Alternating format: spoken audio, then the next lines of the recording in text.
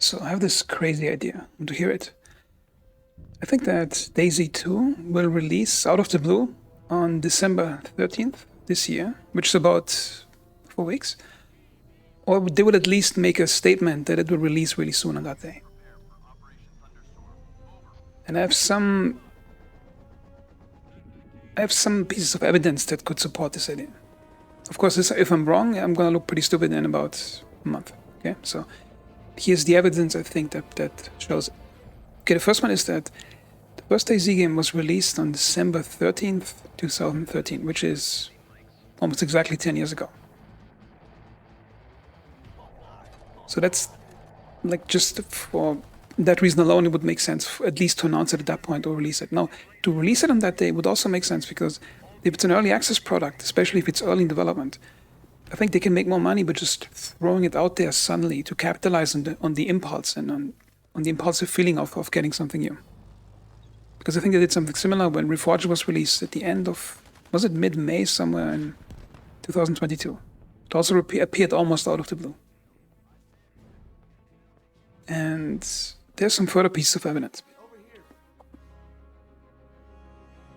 Yesterday, I think the 16th November, developers announced that Reforger now reached 1.0, which means it's out of early access officially. Now, why would they do that? Because if you look at the roadmap the developers showed off, let me show you the roadmap. It came with 3 big patches that they're working on. You can see here it's ground support, air assault, and final strike. And everything that's green was delivered so far.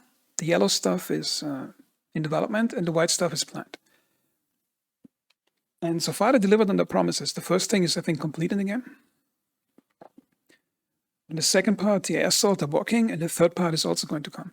The developer said in the video that they're still working on the game, and they're still going to deliver that. It's just that they're calling it 1.0 right now. And I'm thinking to myself, why would they do that? Because if something's unfinished, keeping it in the official early access state gives you an excuse to say why something isn't finished or why it is delayed. So if they put the 1.0 label on it, they expose themselves to more criticism if something doesn't work, okay? Unless, of course, you want to suddenly release Dayz 2 out of the blue in a few weeks, and you don't want to have another product that's stuck in early access that would attract bad press. So it would make sense about 3 or 4 weeks before that to declare the previous product you're working on in a 1.0 state. Also, not dissing the quality of the game as it currently is. I think the developers, they actually delivered a lot of good stuff in the game. I think the game in its current state has some key strengths that it has above all other tactical shooter games. And some other piece of evidence is that the developers said in the recent video that Arma 4 is in the planning phase. They said it a few times, in the planning phase, which means they tell you right now it's not coming anytime soon, which means probably 2 or 3 years from now, okay? So why would they say that? Arma 4 is a long time away. And then the final piece of evidence is that they can make more money faster by releasing Dayz now, no matter what state it is right now, as an early access thing. And they can make more money in an earlier stage than they would be able with Arma 4 in an earlier stage. Because if you consider Arma 4 or Reforger or any Arma game, if it's a complete military simulation like Arma 3, it's going to be like tanks, helicopters, cars, weapon systems, and players expect a higher level of animation quality and gameplay fidelity than with the previous Arma game. Okay, so for the baseline game to function, you need a lot of things to work at the same time. So you can't release half a helicopter that's not working or tanks without operatable interiors. However, if you do that with Dayz, for a baseline Dayz experience, all you need is 4 or 5 guns, some survival gameplay, and perhaps one or 2 cars in the game. That's all the stuff that the technology already exists in Reforger. And the moment Dayz drops, it will soak up every other survival game audience, because it's currently, even the first Dayz game is currently still one of the most played games on Steam. For example, if you go to SteamDB database, you can see all the most played Steam games. You see, most played Steam games is Dayz is on the 14th rank.